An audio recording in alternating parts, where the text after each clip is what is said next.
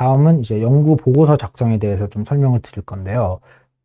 아마 pre-ERP를 처음 시작하실 때, 뭐 계획서도 쓰셔야겠지만은, 이제 나중에 끝날 때 연구 보고서라는 걸 작성을 해야 되는데요. 이게 굉장히 중요한 이유가 항상 연구를 하다 보면은, 굉장히 많은 데이터와 많은 방법들을 이제 시도를 해볼 겁니다. 그럼 이거를 이제 좀 성공적으로 했던 거를 한 플로우로 쫙 정리하는 그런 또 스킬이 필요한데요. 뭐 다들 잘 아시겠지만은 큰 틀에서 이걸 정리를 할 때 이제 제목이 들어가고 저자 및 소속, 요약, 그리고 이제 제일 중요한 본문 이렇게 들어가게 됩니다. 그래서 그 제목 같은 경우에는 그 이 다른 연구자들이 제목을 통해서 이제 연구를 찾아보고 이제 사용을 할 수 있기 때문에 그 항상 그 중요 키워드는 들어가야 됩니다. 그래서 내가 어떤 문제를 어떻게 해결했다. 이거는 꼭 이제 제목에 들어가야 되고요. 또 제목이 너무 길면 안 되고 최대한 좀 짧게 그리고 그 줄임말은 좀 지양해서 진행을 하셔야 됩니다. 저 같은 경우에는 보시다시피 줄임말 쓰긴 했는데요. 이건 좀 지양해 주시는 게 좋습니다. 그리고 이제 다음은 요약에 대해 좀 설명을 드릴 건데요. 아마 처음 보고서를 작성하실 때 요약을 좀 제일 먼저 쓰게 될 수도 있는데요. 이건 이제 주로 이제 한 단락으로 설명을 하는데, 뭐, URP 같은 경우에 조금 더 길게 쓰도록 돼 있더라고요. 그래서, 이런 식으로, 뭐, 서론, 그리고 실험 방법, 결과, 그리고 분석, 결론, 뭐, 이런 식으로 이제 네 개로 이제 많이들 나뉘는데요. 이 요약이 중요한 이유가, 한 눈으로, 그러니까 한 페이지로 내 연구 플로우를 한 번에 설명하고 한 번에 볼 수 있기 때문에 이거를 미리 써놓는 게 좀 좋습니다. 그래서 그러면 이 바탕으로 나중에 본문을 쓸 때도 조금 더 이제 수월하게 쓸 수 있습니다.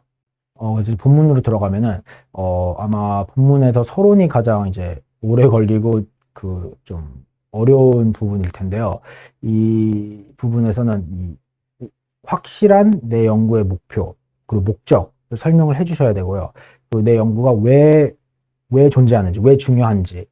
그러려면 이제 배경 지식도 어느 정도 충분히 들어가 있어야 되고, 이 배경에, 그 기존 있었던 논문들 설명해 주시고, 기존의 그 연구 분야에서 없던 것을 내가 채웠다. 근데 이게 되게 중요하다. 뭐 이런 식으로 좀 어필을 해 주셔야 됩니다. 그래서 뭐, 저 같은 경우에는 앞서 좀 잠깐 보여드렸던 것처럼 이제 배경 정보를 주고, 그 다음에 연구의 중요성 설명을 하고, 그걸 이제 프로블럼 스테이트먼트 딱 정리를 해서 이제 보여드렸는데요. 저 같은 경우는 이제 뭐 동물 실험을 진행을 할 때, 그러니까 동물 실험의 중요성 설명을 드리고, 동물 실험을 진행을 할 때 사람에 쓰이는 시스템을 그대로 가서 적용을 할 수가 없다. 그러면 이제 좀 그 부분에서 새로운 기술이 필요하다. 이런 식으로 이제 어필을 했고, 저는 그 새로운 기술을 제시를 한 거고요.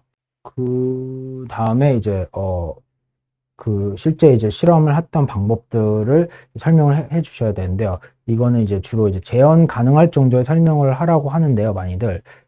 사실은 뭐 100% 재현을 할 정도의 설명이 들어가는 건 굉장히 어렵습니다, 사실적으로. 근데, 사실 실험을 할 때, 한 90%는 문제 해결이기 때문에 항상 그 되게 디테일한 연구 노트 작성하는 게 좋고요. 그랬을 때 이제 뭐 방법 A, 방법 B, 방법 C를 이제 여러 가지 방법들 이제 트라이를 했을 때 그걸 다 이제 적어 놓으시면 나중에 논문 쓸 때 아니면 보고서 같은 걸 작성을 하실 때 내가 다시 재현을 해볼 수도 있고 그리고 다른 사람이 보고서 충분히 이해가 되는 납득이 가능할 정도의 설명은 해주셔야 됩니다.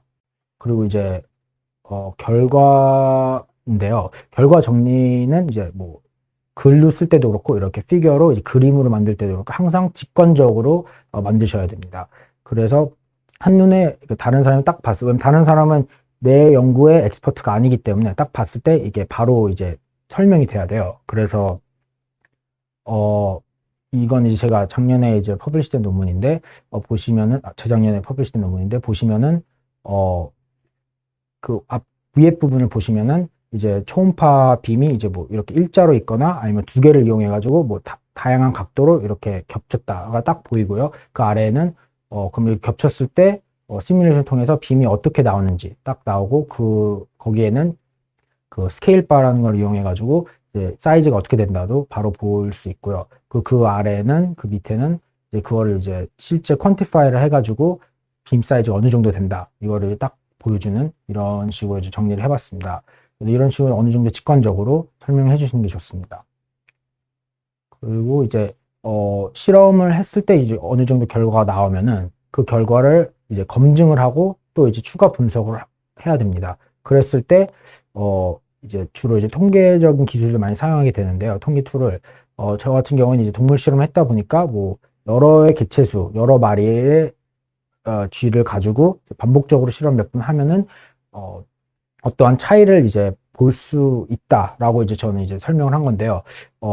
이것도 이제 뭐 p-value라는 이제 뭐 테스트라는 걸 이용해 가지고 p-value를 값을 얻어내고 뭐 p-value가 뭐 0.05 이하다 이러면은 유의미한 차이가 있다라고 이제 보일 수 있다라는 어떤 통계학적인 툴을 사용함으로써 이렇게 보여줄 수가 있습니다.